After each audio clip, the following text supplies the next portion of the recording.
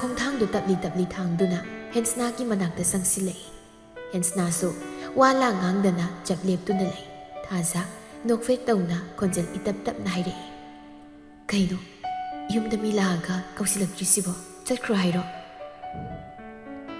hensna khumpham khangda ika tawduna lei tanchana sayon basu kumthare adubu thazaga hensna gana chap leptuna leirambada ubada pisum suklap yenglamlaga praprap sangsilei kaidaruge swaidamo chap lepag leiramisibo hensna sayon bada yeglaklaga iche lai thaza so dum nokfe tawduna sayon bada yeglaga haire sayon ba ai nakoi ani da yam yekramali aduna ai lala haisaba lakpani aibu nangi hanagi maruptuni khallaga aibu ngangpiyo ai yam soigre hairoidaba wai khara nangonda haikibado madugidama aibu amta ngangpiyo nakoi anina nungai yaipana leibadu uzaraga ai penthoklage aina sumna nakoi anigi nanakta lakpasisu yam yeli haina khangadoribra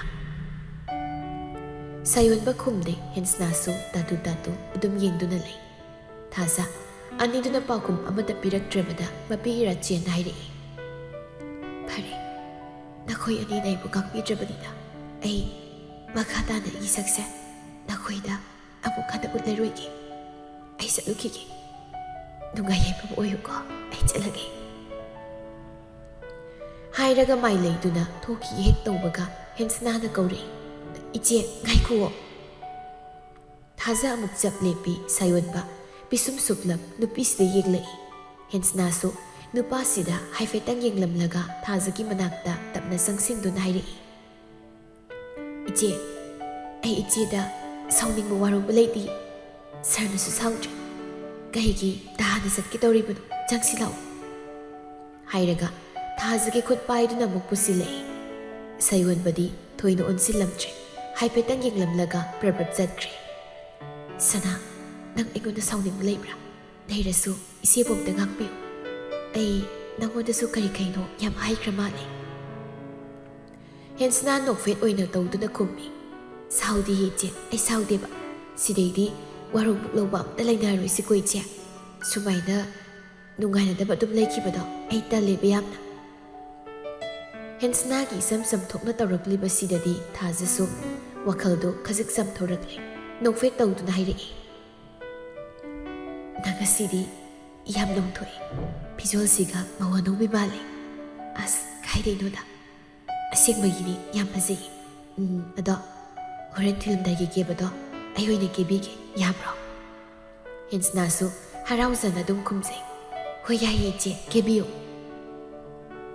asumna ayuki sa ising sa thoknaraba matung ngak pothanaraga mayamdo amuk hau nupi thinbagini haidana magi thabakta mai unsinnarakle hensna su keba khotpa tawbagi thazaga punaka da laikre lekai gi yengba laknariba maukrado chibon wari sanai aidi dahana haibaduni hausikti tasingna mitmangsida thoklaredana amanabu hoine tan bazaradi nupi masasida namtana irang tawsilaga ibungose phari presu khangphoteda oirangani masakni batawne sung biraga sare masagi sinfam amasu paizare maduda phari oirangani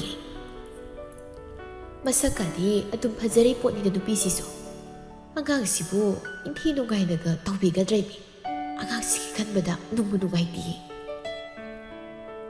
miyoibagi saksu kenabagi matung inna khallibu wakhal sisu kenakre khara amana phana hainei khara amana phattana hainei magi khanjabu wakhal haibaduni mausingdugi nakalda phamliba ahal khasik oirabi nupiduna moigi wariduda taningdaba pokladuna sahettun hairei hey mausingan bisa nakoina lamsat kayam pharadana adumna mengon hairibano ha nasagi nasumangdi hana sikedi khande aduga midaga ngangba sarinya chanadabi singsidi ahalduna sairakpaduda mausingdusu mi tinba matangka oibanina chinda pawdanaduna khumlakhidre chumsu chumlibani ahal nupi sina haribasi Ipa ipu haktaktagisu nupi oibisingi sajatsingbu yenglaga tongan mamingkhaisu thonaribani. Nupi amana yum amada sagai ondu lakla matamda yumdugi leiramliba manemaku ahal laman amadi masin manawsing aduga nungsisana leiraba amadi mama ama oirakla matamda masasingbu chekna nawkonduna taksi khasi khangna sasaba nupising amatana migi yumda chatlaga amadi lamjau sorokta koithok thoktuna migi wa kaidawnungdu puthokduna sunga ngangnaroi. Ngangnabagi matamsu makhoida leite maramdi imung manung masasingbu cheksina senaduna ingna sikna leijaba pambagini. Masidani thainadagi dum hainaraklaba yum ama phajana pangi paloi haibasi yumdagi yumburembi oigadoriba nupidugi makha yamna poli haidana hainaramlibasi.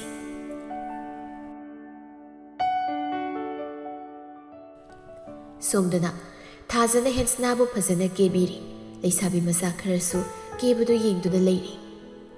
Inama nangi pase yam ngaujego aikhoida pali pasidine san mapa haiduni san da pangado pasina mi doina pansile haibu.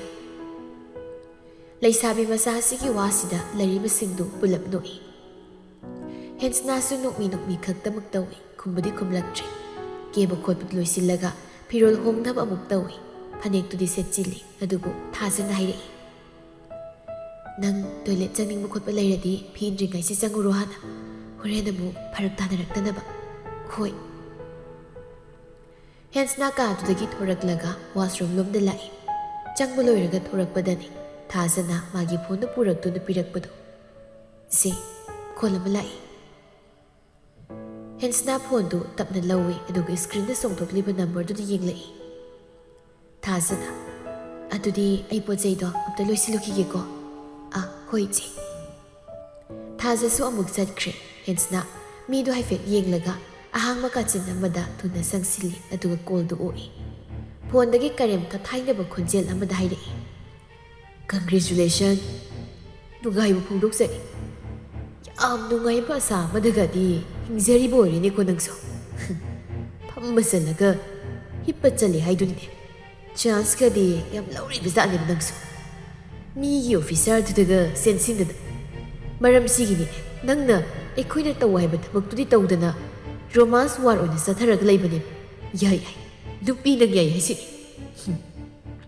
Ado hai bangang su lau jabani na hositi nokwa si oina mathwai mang madabani ne ko hairaga khakna noklei hensna khonjel amadi wai singduda haina daba pokladuna khumlei kai noina igondagi pami base haukre loikre noi gaiga maripta leina tre hairidana chaka yam toroka noina aigi pada supana tiknate hairaga koldu sauna kaktatli Sordu sang hontaraga mafamdudagi thoke haidana hek tawrakpaga notification ama lai.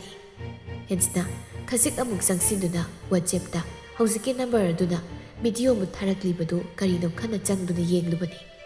Adubu masada swai laukre yam pakhatna yengli.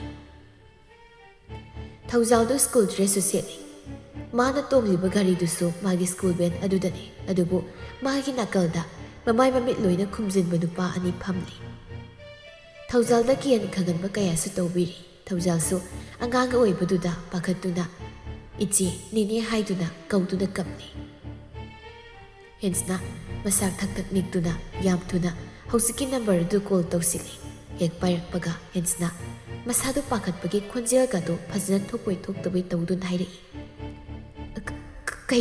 Kaido loina tawrise kaisu khangjajiba angangtuda atamai tawbigadu wari phajana sanasi Agangdo thuda thadu noina tawridu phatte. Hensna ge wadu taraga phondagi nupaduna noklaga kumlei. Video si ubada thup lawu phawra sida nateni ngasigi numita aikoina hariba thabakse nangna tawdraba nangna namana pani haina khanjari misaktusu nawwa ka punna dum lairei pakta thabiri kham aduga pausi atopagi nakungda ani yeksuna tahalaklaba police tag report tawramlaba lairiba thawai mayapsi hingtat thalekhako hensna hause ꯗꯁꯥ ꯑꯆꯧꯕ ꯑꯃ ꯇꯥꯁꯤꯜꯂꯛꯀꯗꯧꯔꯦ ꯃꯀꯣꯛꯇꯨ ꯆꯥꯛꯀꯗꯧꯔꯦ ꯃꯥ ꯅꯨꯡꯁꯥ ꯁꯣꯔꯗꯣ ꯑꯃ ꯍꯣꯟꯗꯣꯛꯂꯒ ꯎꯄꯥꯏꯗꯤ ꯂꯩꯁꯤꯜꯂꯛꯇ꯭ꯔꯕꯅ ꯍꯥꯏꯔꯛꯏ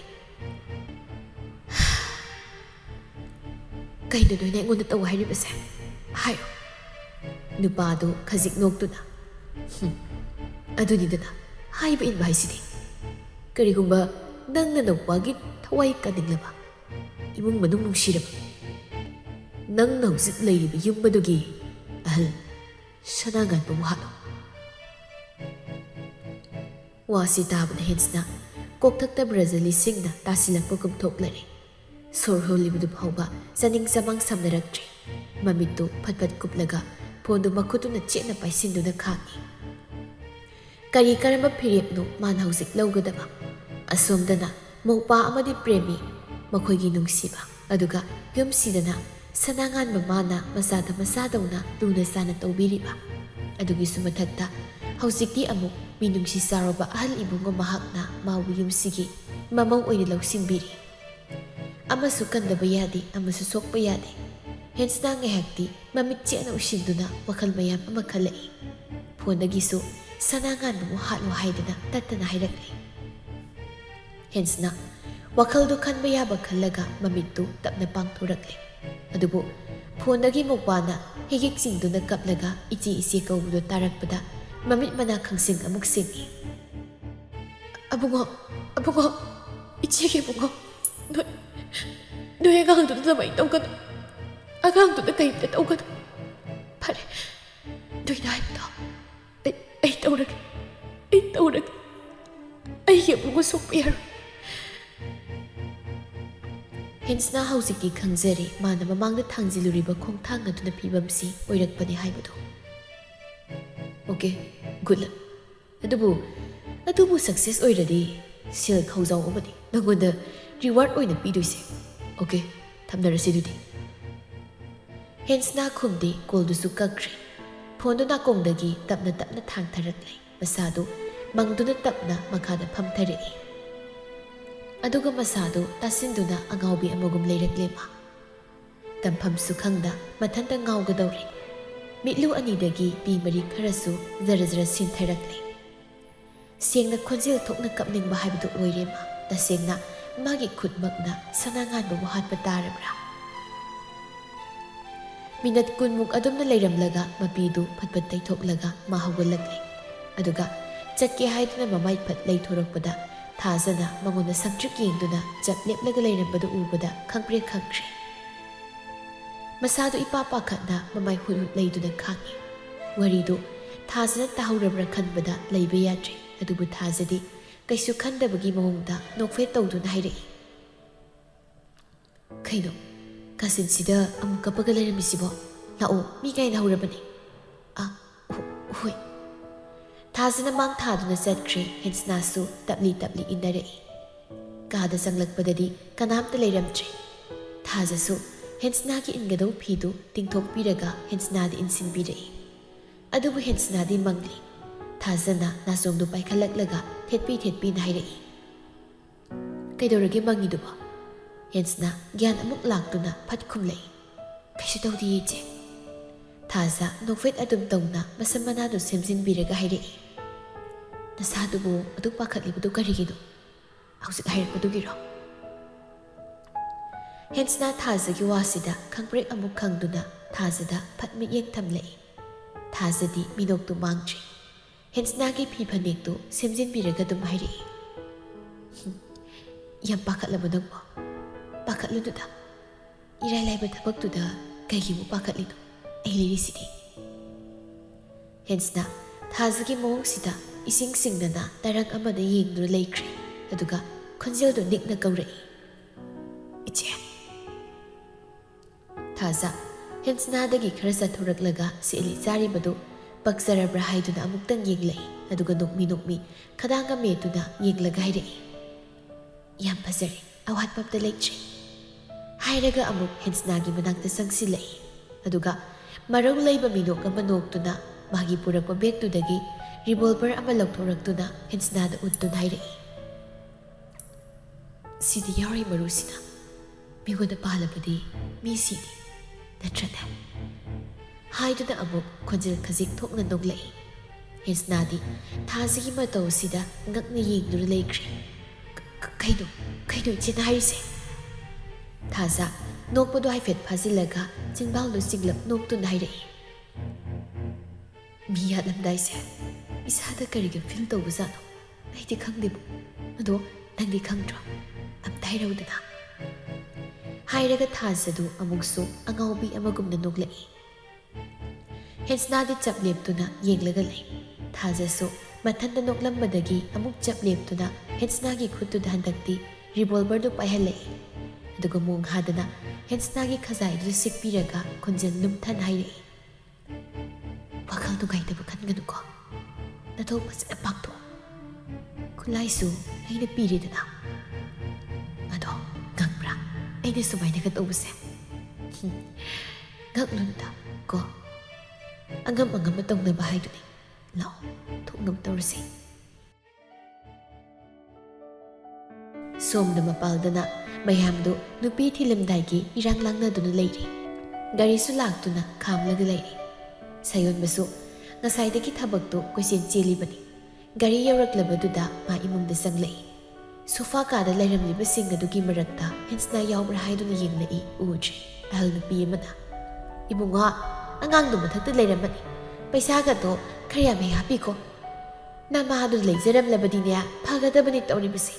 Phakrabani da imaudo masage nungaiba kumhaiga amatu phangjadre tawrisi. Sayonba mama amuk palakpasida mathwaido khajik nungaitaba phaurai aduba khangjilaga. Hoine ai mathaktamda karukige. Ine hoi leibiram. Hoi. Sayonba mathakta prarokarai. Thajasu thorakpaga anidu mayoknai. Thaja nokfei tawduna. Nang kana lehorabani changunu. Sayonba khumde phalap yenglamlaga magi ka tamna lai. Magi ka yaurabada sordu tapna phatharaga thongdo hangduna manungda changlai. Hensna phamungduda manglaga phamdu leirambani. Adubu mi changlakpagi makhol tarakpaduda yengthurai. Adubu nupasi oirambaduda phamlibudu taha haugatlaga tapna sangsilai. Sir, Sayonba khumlakte taru pangliba mit aniduna nupi sigi uriba saktam asibu mitkuptana yenglaga lai. Hensnaso nupasaga mitjanana yengba ngamda mamai tapna nonthaki. Maithongdu yam ka henadi kesinba natte. Adubu thilliba laibaki sandan aduna mangal ama nairakpani. Madubu nupasin yam khoidana yengjabani. Sayonba khongkaw khara amuk sangsilaktuna nupisigi khut nama ama lamduna chena paisilai. Aduga irumlum tharaba khonjel aduna nungsina kaurei.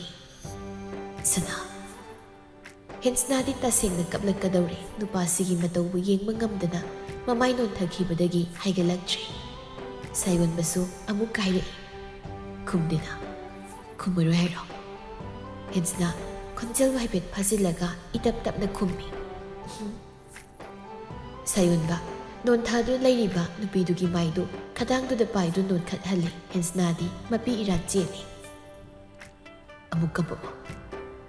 Hensna makoktu tapna hairaga kapte. Basidi chatnabigi matungina yumdaloko. Aduga sarnade amuk yamtuna nangbu lawba ladabani. Kuina yumda thamba yaba nate. Sidagidi ibanigiso annawa punsi lambi amada punna sangsinminagadoribani. Wakhalani longdana sarna lawba lakpa nangairamko. Gairamke. Ai sarbu gairamke. Aibu thuna lawba lakpiyuko. Thuna lakke. Sayonba pocketagi walletu lakthoklaga samnga satpi khra lakthoraktuna nupi sida piduna hairai. Se aina ngamjaba khra sipike. Sina kaino nangna sanemu leiraga saro. Yamale sar.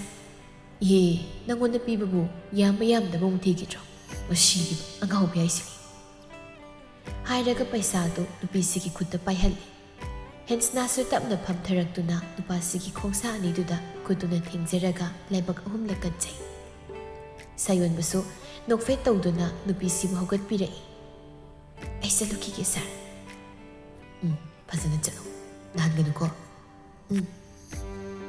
Hensna ꯅꯨꯄꯥꯁꯤꯕꯨ ꯅꯥꯊꯩꯔꯝꯂꯒ ꯊꯣꯛꯈꯤꯅꯕ ꯈꯣꯡ ꯊꯥꯡꯕ ꯍꯧꯈ꯭ꯔꯦ ꯑꯗꯨꯕꯨ ꯇꯨꯡꯂꯣꯝꯗꯒꯤ ꯁꯅꯥ ꯍꯦꯟꯁꯅ ꯆꯠꯂꯤꯕꯗꯨ ꯂꯦꯞꯂꯒ ꯇꯨꯡꯍꯟꯗꯨꯅ ꯌꯦꯡꯂꯛꯏ ꯁꯥꯌꯣꯟꯕ ꯅꯣꯛꯃꯤ ꯃꯈꯨꯠ ꯑꯅꯤꯗꯨ ꯇꯤꯡꯊꯣꯔꯛꯏ ꯃꯇꯧꯗꯨꯗ ꯍꯦꯟꯁꯅ ꯀꯞꯅꯣꯛ ꯇꯧꯗꯨꯅ ꯅꯨꯄꯥꯁꯤꯒꯤ ꯅꯥꯛꯇ ꯑꯃꯨꯛ ꯆꯦꯟꯁꯤꯜꯂꯛꯇꯨꯅ ꯅꯨꯄꯥꯁꯤꯗ ꯈꯪꯀꯣꯟ ꯀꯣꯟꯁꯤꯟꯖꯩ ꯁꯥꯌꯣꯟꯕꯁꯨ ꯅꯨꯄꯤꯁꯤꯕꯨ ꯆꯦꯠꯅ ꯑꯃꯨꯛꯇꯪ ꯀꯣꯟꯁꯤꯟꯕꯤꯔꯛꯏ ꯍꯦꯟꯁꯅꯥꯗꯤ ꯑꯃꯨꯛ ꯀꯞꯂꯦ ꯈꯣꯟꯖꯦꯜ ꯊꯣꯛꯇꯅ ꯄꯤꯔꯥꯡꯗꯨ ꯂꯦꯞꯇꯨꯅ ꯁꯤꯟꯊꯔꯦ ꯁꯥꯌꯣꯟꯕ ꯅꯨꯄꯤꯁꯤꯕꯨ ꯃꯊꯥꯗꯒꯤ ꯑꯃꯨꯛ ꯂꯧꯊꯣꯛꯄꯤꯔꯒ ꯁꯤꯟꯊꯔꯤꯕ ꯅꯨꯄꯤꯁꯤꯒꯤ ꯄꯤꯔꯥꯡꯕꯨ ꯇꯩꯊꯣꯛꯄꯤꯗꯨꯅ ꯍꯥꯏꯔꯛꯏ ꯀꯛꯀꯅꯨꯁꯦ ꯁꯔꯌꯦꯡꯕ ꯅꯨꯡꯉꯥꯏꯇꯦ ꯐꯖꯅ ꯆꯠꯂꯨ ꯑꯩ ꯊꯨꯅꯕꯨ ꯂꯥꯛꯀꯦ